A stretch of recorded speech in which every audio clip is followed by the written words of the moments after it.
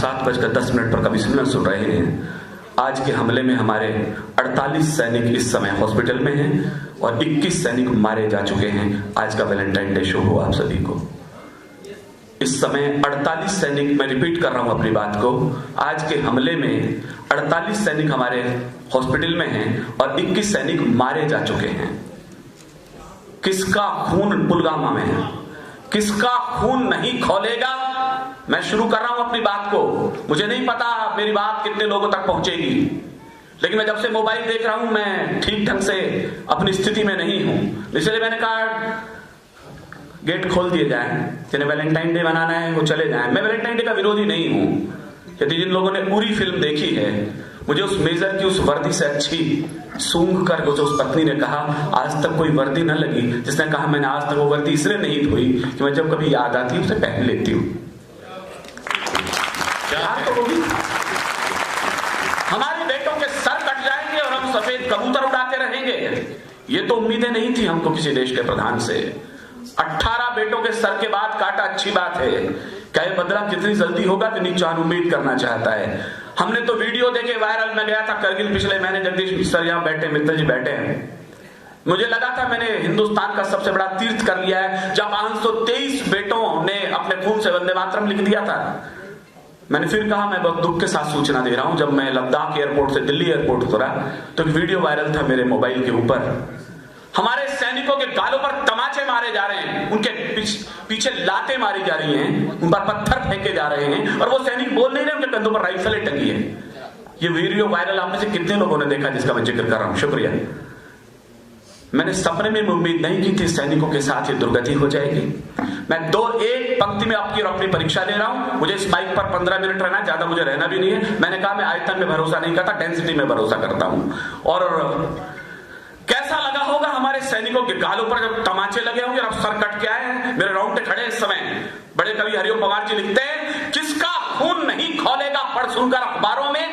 मुझे बता दीजिएगा मैं ठीक समय पर हूं या गलत जगह पर खड़ा हूं। किसका खून नहीं खौलेगा पढ़ सुनकर अखबारों में। शेरों की गर्दन कट गई है कुत्तों के दरबारों। क्या बात, शेरों की गर्दन कट गई है। आपकी कमजोर तालियों में पढ़ने का अभ्यास नहीं, मैं बहुत अच्छे दिनेश भाई क्या पूरी घाटी तो दहल चुकी है आतंकी अंगारों से। मैं ताजा पढ़ रहा हूं तो मुझे आपकी तालियां नहीं, मुझे हथेली में चिंगारियां चाहिए इस समय आपकी। जो मुल्क अपने सैनिकों के साथ खड़ा नहीं होता उसे वैलेंटाइन डे मनाने का हक भी नहीं होता। क्या कहने, वाह।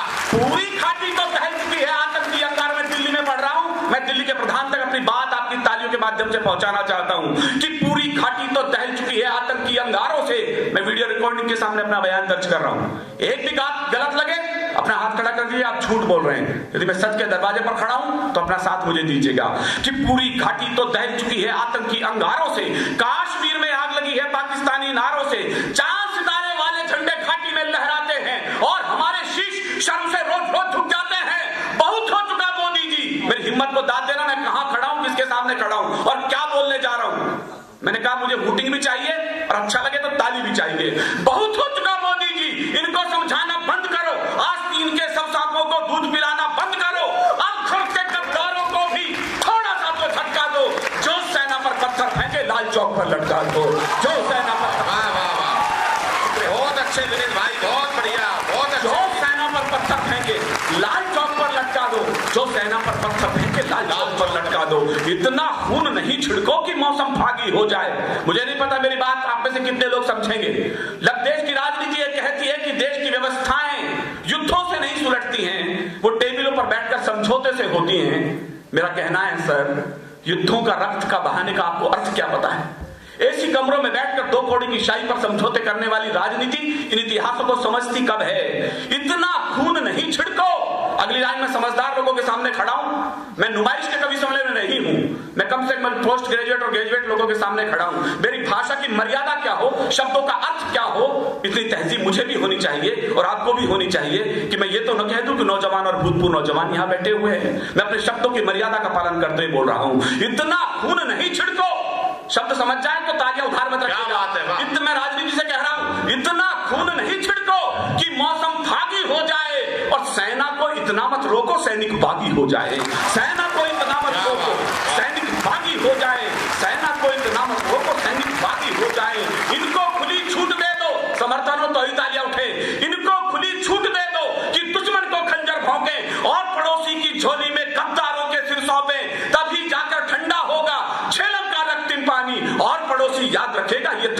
हिंदुस्तानी और पड़ोसी याद रखेगा ये थप्पड़ हिंदुस्तानी और पड़ोसी याद रखेगा ये थप्पड़ हिंदुस्तानी। इस देश में तो सर्जिकल स्ट्राइक के प्रमाण मांगे गए हैं। मेरा दोस्त है कैप्टन जगविंदर सिंह, उसने कहा मुझे दुख होता है जब सेना से प्रमाण मांग ले जाते हैं। मैंने कहा ऐसी क्या बात हुई? क्या हम 7-7 दिन तक भूखा लड़ते हैं, आपको मालूम है? मैंने कहा जगविंदर इतना भी झूठ मत बोलो, मेरे घर के 3 बेटे सेना में। गौतम जी, मैं एक प्रमाण के साथ अपनी बात कह रहा हूं। मैंने कहा मेरे घर के 3 बेटे सेना में हैं, मैं अच्छी तरह जानता हूं तुम्हें 7 दिन की रोटियां और 7 दिन की गोलियां एक साथ मिल जाती, फिर भूखे लड़ते कैसे हो? जगविंदर ने जो बात कही मेरे रोंगटे खड़े। उसने कहा विनीत ये बात सही है कि हमें 7 दिन की गोलियां रोटियां एक साथ दी जाती है, लेकिन हम गोलियां 7 दिन की लेकर के जाते हैं, रोटियां सिर्फ 3 दिन की इसलिए लेकर के जाते हैं रोटियां कम पड़ जाएं लेकिन गोलियां कम न पड़ जाएं। सरहदों पे क्या बात है। उस मुल्क में कह रहा हूं, अजीब देश है ये। नए नए नारे गढ़ लिए हम लोगों ने। इंटॉलरेंस बढ़ रही है इस देश में। वामपंथ का एक बड़ा नारा चला है, इंटॉलरेंस, असहिष्णुता बढ़ रही है, इंटॉलरेंस बढ़ रही है। साले शब्द भी ऐसे ढूंढ के लाए कि मुंह को लकवा मारने का डर लगता है। बंबई की 5 स्टार, मेरे इशारे में समझना, कविता इशारों की भाषा। बंबई के 5 स्टार होटल में 2-3 हमारे बड़े फिल्म कलाकार, मैं जानबूझकर नाम नहीं ले रहा हूं वरना उनका कद बड़ा हो जाएगा, मेरी कविता का कद छोटा हो जाएगा।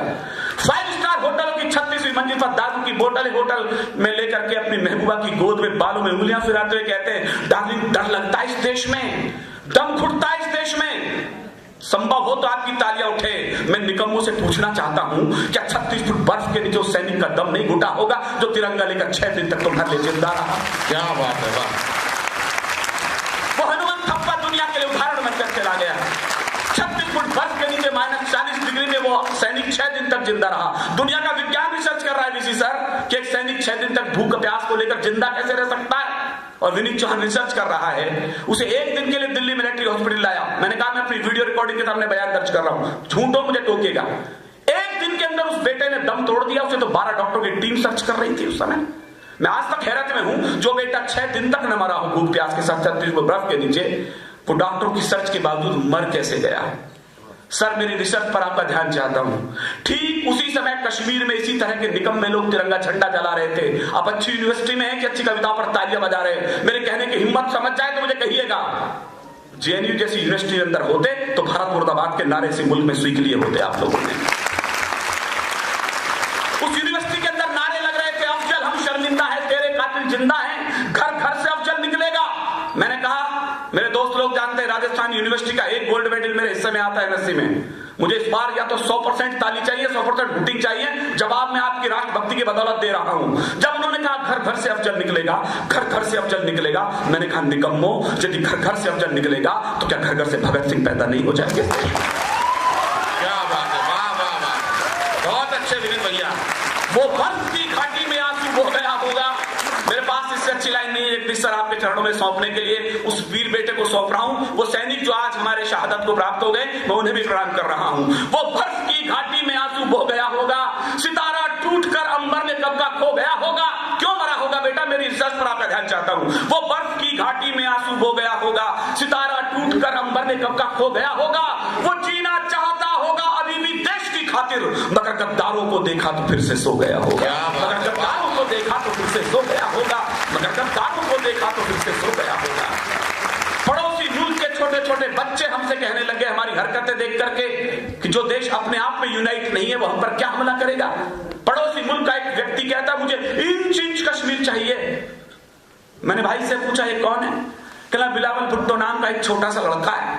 अगली बात सलीके से कह रहा हूं, मुझे नाम नहीं लेना, आपको समझ के ताली बजा देनी है। मिला ये बिलावल भुट्टो कौन है? कहला जैसे अपने देश में एक पप्पू है, एक उनके पास भी है। मैं लोग उसको सीरियस ले रहे हैं ना उसको सीरियस ले रहे। लगता है नादान पड़ोसी दोहराएगा पापों को। आज की घटना देखना और मेरी प्रतिक्रिया देखना। लगता है नादान पड़ोसी दोहराएगा पापों को। एक सबक सिखलाया था पहले भी इसके बापों को। इंच इंच कश्मीर भला भारत से लड़कर ले लोगे? मुझे नहीं पता यहां से प्रेस न्यूज जाती है कि नहीं जाती, लेकिन मैं उम्मीद करूंगा कि आज की प्रेस न्यूज भेजी जाए अखबारों में और कल ये लाइन हेडलाइन बन जाए आपकी तालियों के बलबूते पर। जब मैं बोल रहा हूं आज की हरकत पर पाकिस्तान की, लगता है नादान पड़ोसी दोहराएगा पापों को। एक सबक सिखलाया था पहले भी उसके बापों को। इंच इंच कश्मीर भला भारत से लड़कर ले लोगे? इस कश्मीर के चक्कर में लाहौर कराची दे दोगे। इस कश्मीर के चक्कर में दोगे, इस कश्मीर के चक्कर में लाहौर कराची दे दोगे? तुम पहले जाकर पूछो तो अपने दादा नानाओं से, वो भीख जान की मांग गए हिंदुस्तानी सेनाओं से, वो भीख जान की मांग गए हिंदुस्तानी सेनाओं से। तब 1 लाख सेना ने खुद चरणों में आयुध डाल दिए। ये वर्ल्ड रिकॉर्ड केवल हमारी सेना के नाम दर्ज है। पड़ोसी मुल्क के पास 93,000 सैनिक थे। मैं नई पीढ़ी को बताना चाहता हूं, गौरव से भरी हम किस देश में पैदा हुए हैं। 93,000 सैनिक थे पड़ोसी मुल्क के पास और विद वेपन थे। और भारत के एक जनरल अरोड़ा के पैरों की जूतियां चाटने लग जाएं, ऐसी कायर फौज केवल पाकिस्तान के पास में। अब वो कहता है मुझे इंच कश्मीर चाहिए। तब 1 लाख सेना ने खुद चरणों में आयुध डाल दिए। ये अलग बात, तब से हमने सीमा पर विषधर पाल लिए। कश्मीर देश का मस्तक है, तिरछी इसकी पेशानी है। हम पर यह आरोप है, हम चिल्लाते बहुत हैं, चीखते बहुत हैं, तो तलवार घर से लेके निकलते हैं। आज वैलेंटाइन डे है तो आज पड़ोसी मुल्क को क्या बुरा कहूं, उसकी महबूबा का नाम भर ले रहा हूं। आज की रात बिलावल सो जाए तो मेरा नाम बदल देना। कश्मीर देश का मस्तक है। समझदार लोग मेरी बात तरीके समझना। कश्मीर देश का मस्तक है, तिरछी इसकी पेशानी है। ये रणचंडी मां दुर्गा है, मत समझ हिना रब्बानी है। ये रणचंडी मां दुर्गा है, मत समझ हिना रब्बानी है। ये रणचंडी मां दुर्गा है, मत समझ हिना रब्बानी है। ये सोच खून का रिश्ता है, हर गलती को सह लेते हैं। तुम चचा जान के पोते हो सो माफ तुम्हें कर देते हैं। तुम चचा जान के पोते हो तो माफ तुम्हें कर देते हैं। वरना जितने हम चाहेंगे ये कल गुमान नहीं होगा। मेरी अंतिम लाइन सुनिएगा। यदि आपने ठीक ठीक ताली बजा दी तो मैं एक कविता कह दूंगा, वरना मेरा काम विराम लेता है। श्रद्धेय जगदीश जी के आशीर्वाद से इस समय भारत सरकार के विद्युत मंत्रालय में मैं हिंदी सलाहकार के पद पर डेप्यूट हूं। तो मेरे मंत्री ने कहा कि यार यहां कविताएं सुनाना बड़ा आसान है, कभी वहां गए हो जहां हमारे सैनिक लड़ रहे हैं -33 डिग्री में? मैंने कहा सर मैं वहां कभी गया नहीं। तो उन्होंने कहा लद्दाख जाओ, लेह जाओ। सर मैं गया था पिछले 6 महीने पहले, तो ऐसे ही सैनिक बैठे हुए थे, वो बंदूक पकड़ के ऐसे बैठे जिस पर उनकी बर्फ जमी हुई थी। हमने कहा खाना खाने के बाद पानी पिएंगे, पानी रखना तैयार है। ये मैं शपथ खाकर बोल रहा हूं, जब हम पानी पीने के लिए वापस लौटे तब तक बिस्लरी में बर्फ जम चुकी थी। उस टेम्परेचर पर वो कविता सुन रहे थे। मेरी बात को अच्छी तरह समझना। मैंने जैसे ये 2 लाइन पढ़ी है जो मैं अब पढ़ने जा रहा हूं, उन्होंने गुस्से में इतनी ताकत से बंदूक खींची कि बर्फ पिघल करके पानी में तब्दील हो चुकी थी। मैं कोशिश करता हूं, मुझे नहीं पता यहां किस राजनीतिक पार्टियों के समर्थक या विरोधी लोग बैठे, मुझे उससे कोई फर्क भी नहीं पड़ता। मेरा एकमात्र मानना है सर, सरकारें कितनी बदल जाए, प्रधान कितने भी बदल जाए, एक बात अच्छी तरह समझ लीजिएगा। मैं पुरजोर ताकत से इस बात को बोलता हूं। हिंदुस्तान में मैंने लाल किले से भी इस बात को बोला है। मैंने 16 बार मोदी जी के सामने कविताएं पढ़ी, मेरी सीडी का विमोचन उन्होंने किया है। मैंने अटल जी के सामने भी काव्य पाठ किया है, शायद मंच का मैं इकलौता कवि उस मंच पर। लेकिन इसका अर्थ यह नहीं है मैं भाषाएं बदल दूं। मैं एक ही बात कहना चाहता हूं सर, आपकी तालियां पर मोहर लगा दे, जो मैं बोल रहा हूं ठीक बोल रहा हूं। कश्मीर की समस्या कोई प्रधान ये न समझ ले कि चाय की चुस्कियों के साथ टेबलों पर सुलट जाएगी। कश्मीर समस्या का समाधान जिस दिन भी होगा, सेना के जूते की नोक के बलबूते पे होगा, उसके अलावा कोई चारा नहीं है। वरना जिस दिन हम चाहेंगे, अगली कविता होगी तो आपके डिमांड पर होगी, वरना मैं अंतिम कविता पढ़ के अपनी लाइन पढ़ के बैठ रहा हूं। वरना जिस दिन हम चाहेंगे ये कल गुमान नहीं होगा। सेना ने जिस दिन ठान लिया ये पाकिस्तान नहीं होगा। सेना ने जिस दिन ठान लिया। 5 मिनट की एक कविता मैं सुना देता हूं। अगली बार जब श्रोता ठीक होंगे, जब संख्या ज्यादा होगी तो कुर्सियां ताली नहीं बजा पाती हैं। असल में ऐसा विज्ञान कहता है कि निर्जीव चीजें कुर्सियां नहीं, तालियां नहीं बजाती हैं। कोशिश करें आप उनके हिस्से की तालियां आपके आ जाए। एक एक कुर्सी को एक एक श्रोता संभाल लेगा तो तालियां डबल हो जाएंगी। मैं जब भी ऐसी बातें करता हूं, ये हमारे अशोक बत्रा जी मेरे बहुत ही जघन्य किस्म के दोस्त हैं। ऐसे दोस्त के रहते मेरे को कभी दुश्मनों की जरूरत नहीं पड़ी सर। मेरे से कहते विनीत क्या कविता सुनाते हो, खून खोलने लगता। मैंने कहा मेरी कोशिश रहती है बच्चों में जोश जगे। कहना विनीत वो बात ठीक है, लेकिन इन कविताओं को तुम दूर दूर क्यों नहीं सुनाते?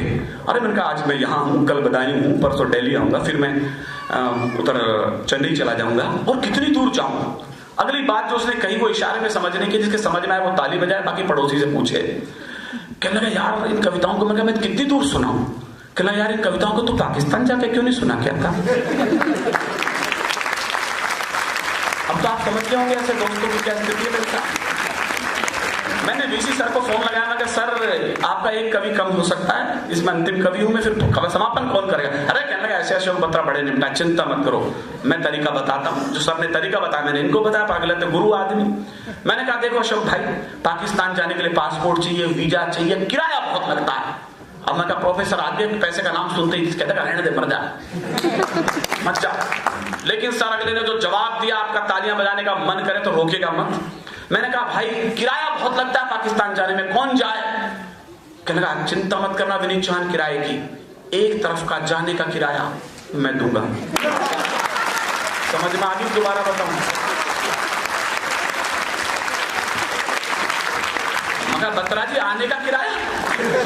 कहना वो ना लगे भाई तेरा इन लक्षणों से, तेरी मूर्ति लगेगी लाहौर के अंदर।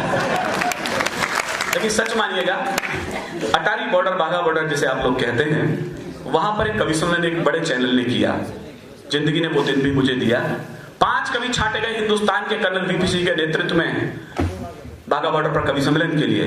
आपको खुशी होगी उसमें एक कवि आपका विनीत चौहान भी था, जो बाघा बॉर्डर पर अपनी कविताएं सुना रहा था। उधर उनकी सेना खड़ी थी, इधर हमारी सेना खड़ी थी। बस कविता का पंच पॉइंट यही है, आप ये समझ के मत सुनिए विनीत चौहान इस हॉल में सिक्योरिटी गार्डों के बीच कविता सुना रहा है। मैं कोई सिक्योरिटी गार्ड लेके नहीं चलता, मैं अपने आप ही पर्याप्त रहता हूं। तो उसने कहा कि वहां सेना खड़ी है, यहां सेना खड़ी है, जरा देख के पढ़ना। मैं कहा चलो देखते हैं जैसा भी कुछ होता है। बस कोशिश ये करना कि जो कविता मैं यहां पढ़ रहा हूं, जो मैंने अपने 21 फुट दूर खड़े पाकिस्तानी सैनिकों के सामने भी पढ़ी है, यही मेरी हिम्मत की दाद का कारण है। मैं शुरू करता हूं कि आतंकी कैसे घुसाए लाहौरी दरबारों से। मेरा पहला सवाल पाकिस्तान से नहीं है सर, मैं पहला सवाल हिंदुस्तान के रहनुमाओं से करना चाहता हूं। सुकरात लिखते हैं जब भी एक तर्जनी आप सामने वाले की तरफ करते हैं, 3 उंगलियां आपके गिरबान की तरफ भी झांकती हैं। मैं अपने लोगों से पूछना चाहता हूं, इतनी सेना, इतनी पुलिस के बावजूद ये टेररिस्ट आ कैसे जाते हैं? बस इस समस्या पर आपका ध्यान चाहता हूं कि आतंकी कैसे घुसाए लाहौरी दरबारों से। लगता है कुछ चूक हुई है अपने पहरेदारों से, वरना खून नहीं बहता यूं भारत मां के लालों का। कर पहले उत्तर दे देते इन सारे भूचालों का। हम मौन रहे, खामोश रहे, कांटों की पौध लगा बैठे, इस शांति शांति के चक्कर में आधा कश्मीर गंवा बैठे। इस शांत शांत, आपकी तालियां कमजोर है, मुझे कविता छोटी करनी पड़ जाएगी। इस शांत शांति के चक्कर में आधा कश्मीर गंवा बैठे, कर हम ही इनकी लाशों को कांधों पर सदा नहीं ढोते। कल YouTube पर आप देखना इस कविता को, कभी विनीत चौहान बाघा बॉर्डर टाइप करना। मैं एक भी शब्द इधर से उधर बोलूं तो मेरा नाम लेके थूक देना कि तुम यहां क्या पढ़ रहे हो। और जब पाकिस्तान की सेना देखी तो आपकी बोलती कैसे बदल गई। मैंने जैसे ही 2 लाइन पढ़ी हैं, कर्नल ने 2 सैनिक मेरे पीछे बंदूक लेके दौड़ा रखे। कहना यार शांति के लिए कवि बुलाए थे, क्रांति के लक्षण शुरू हो गए। जो लड़ाई साला 3 साल बाद होनी थी वो आज होके रहेगी। मैं फिर कह रहा हूं, डरे हुए लोग ताली न बजाएं, जो तबीयत से देशभक्त बैठे हैं उनकी तालियां उठ जाएंगी। मैं दावा करता हूं, कर हम ही इनकी लाशों को, समझना मैं कहां पढ़ के आया इस लाइन को, हिम्मत पर दाद चाहिए आपकी मुझे। कर हम ही इनकी लाशों को कांधों पर सदा नहीं ढोते। ये लश्कर फश्कर फूजी सब दुनिया में कहीं नहीं होते। ये लश्कर फश्कर फूजी सब दुनिया में कहीं नहीं होते। ये लश्कर फश्कर फूजी सब दुनिया में कहीं नहीं होते।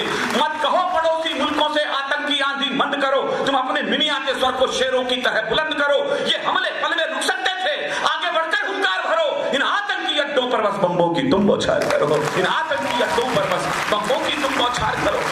कैसी बौछार, किसकी बौछार से? हमारे पुलिस का एक जवान बंदूक लेकर के जाता है आतंकवादी की तरफ। मैंने कहा मुझे क्रोध में बोल रहा हूं मैं, जीन्स पर कुर्ते डाल के लोग मोमबत्तियां लेके आ जाते हैं। इन्हें मारो मत, ये आतंकवादी नहीं है, ये फूफा जी ये नाश्ता करने आए पाकिस्तान से।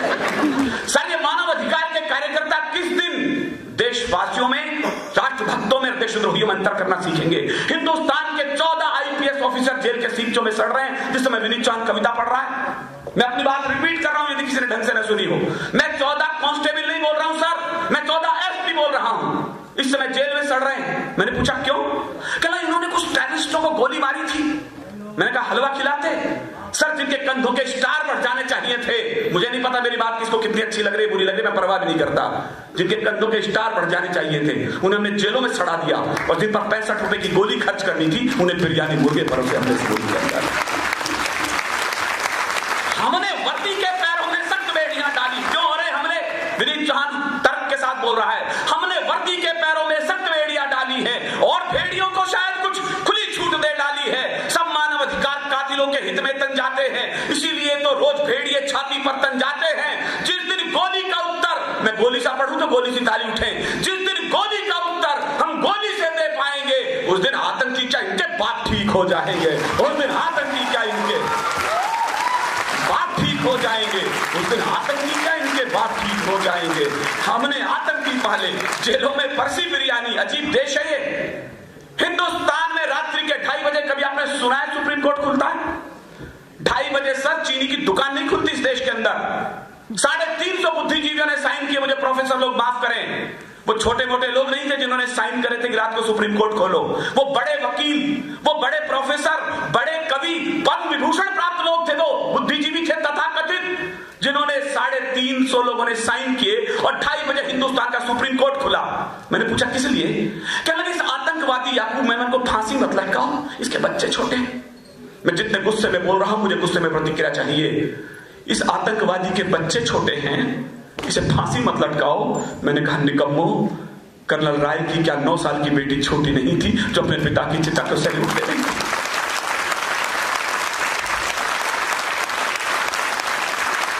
इन्हें शर्म नहीं आती, किसके समर्थन में खड़े हो जाते हैं।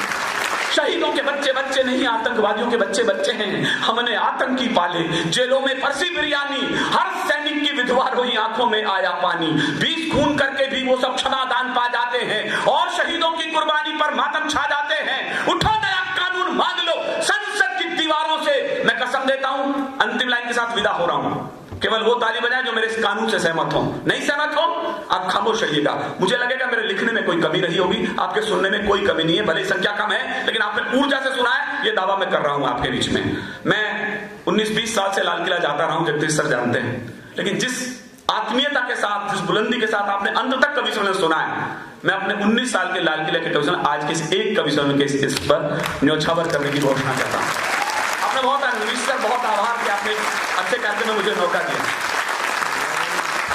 मैं हिंदुस्तान से बाहर गया हूं कई बार। मैं पिछले जाने यूके गया था, मैंने बेलफास्ट, लंदन, स्कॉटलैंड में एक ही बात बोली है, पूरी दुनिया में इस कानून को गाने वाला विनीत चौहान अकेला भी बचा तो मैं अकेला गाऊंगा। लेकिन इस यूनिवर्सिटी के जितने भी देशभक्त बच्चे मेरे हिस्से में आए हैं, प्रोफेसर मेरे हिस्से में आए हैं, यदि इन लोगों ने भी तालियां मेरी लाइन पर बजा दी तो मुझे उम्मीद करूंगा कि ये देश अभी बच सकता है। मैं भी 16 दिन से सोया नहीं हूं। कल मुझे फिर फ्लाइट लेनी है एयरपोर्ट से चेन्नई के लिए। मैं एक दिन और नहीं सोना चाहता आपकी तालियों के बीच। मैं अंतिम लाइन पढ़ के विदा हो रहा हूं। हो सके तो इस अच्छे आयोजन के लिए, अपने सैनिकों के लिए, आज के इस अच्छे प्रोग्राम के लिए आकाश पर तालियों से मुझे विदा करना, हाथ खड़े करके। मुझे लगेगा आपने मुझे पूरा सुन लिया है। उठो नया कानून मांग लो। मैं आपका ध्यान चाहता हूं पूरे मंच का, और मैं विदा हो रहा हूं। उठो नया कानून मांग लो संसद की दीवारों से। हत्यारों को क्षमादान अब नहीं मिले दरबारों से। इनको सीधा फांसी टाके वीर शहीदों की माएं, या सीने पर गोली मारे बस सैनिक की विधवाएं। उठो नया